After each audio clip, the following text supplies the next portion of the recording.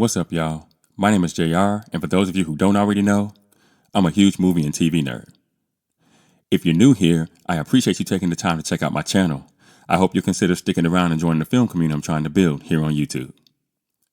So in today's video, I'm going to be giving a very quick reaction and review of the 9th episode of Season 5 of the Paramount hit neo-Western television series, Yellowstone. And just so you guys know, this video will contain mild spoilers, so if you haven't gotten around to watching this episode yet and you don't want to know anything that happens in it, you might want to exit this video now. And with that being said, no more wasting time. Let's get into it.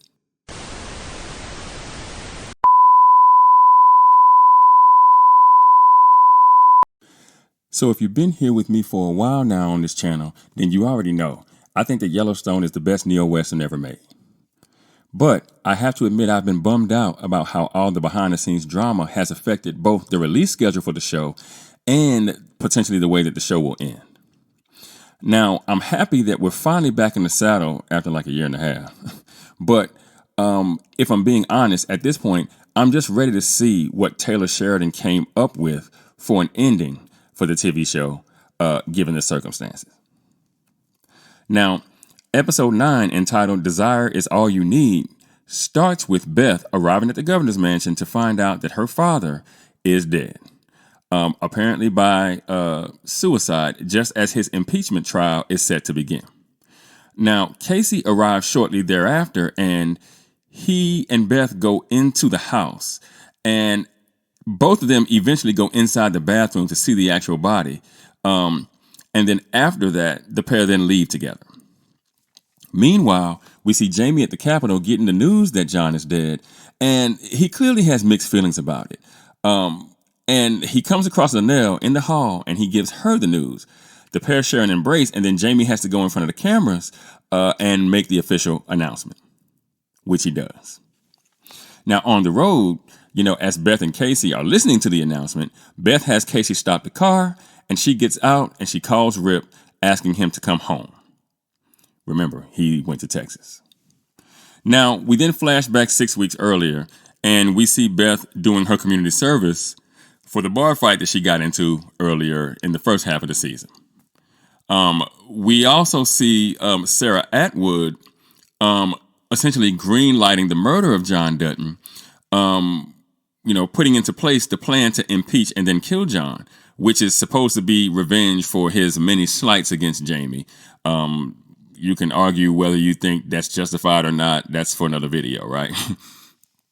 We see Casey, Monica, and Tate checking out the house on the Yellowstone ranch that John had gifted to them, and they decide as a family that they like it and they plan to make a life there. We also see Rip and the away team arrive at the 4-6s finally, where their cattle are there waiting for them.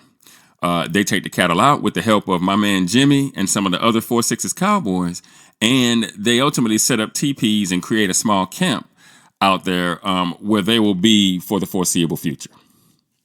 Meanwhile, Lloyd and the home team are back at the Yellowstone, a little bored and a little bummed out that they're separated, and kind of contemplating that there's not a whole lot of cowboying to do. And finally, we see Rainwater and my man Mo planning to make what they are referring to as a last stand. So look, I spent the last year or so wondering how the show would handle the exit of Kevin Costner while trying to finish the second half of the show's final season. We got our answer immediately in this episode, as John Dutton is dead, and it is assumed that he did this to himself. I knew that Taylor Sheridan would have to kill John off, and I figured it would either come sooner rather than later, or the POV of the show would have to shift completely away from John to the point of totally excluding his character until maybe the penultimate episode or something of the like, where, I kind of expected a similar thing to play out. And so, I was not surprised with how things went here. I think everything that we know about Costner exiting the show, I'm absolutely fine with how this was handled. As a showrunner, as a writer, as a director, even, sometimes you just have to do what you got to do and keep it pushing. Your story might be hurt or whatever, but the business of Hollywood, you got to go on, right? And this is just kind of what had to happen, in my opinion. Now, where Jamie is concerned, It at least appears that he's deeply affected by John's death. And though I'm certain he knows that John didn't off himself, and that it likely has something to do with the conversation that he and Sarah Atwood had about impeaching and then killing him, again, from the first half of the last season. But you do wonder if he really meant for mortal harm to come to John. I say that because Jamie, if you've been watching this show, you know that Jamie gets upset and he even lashes out at times. But for the most part, he's the most harmless Dutton. I know we can argue about whether or not he's a Dutton. He was raised as a Dutton, so I refer to him as a Dutton. He's got John Dutton in him because John was essentially his father for pretty much his whole adolescent life, and most of his adult life to this point. Because, mostly outside of lawfare, the rest of the family doesn't really see Jamie as a real threat. You even hear Casey tell Beth that he doesn't think that Jamie has murder in him. And that just, again, I don't think most of them see him as a real threat in that way.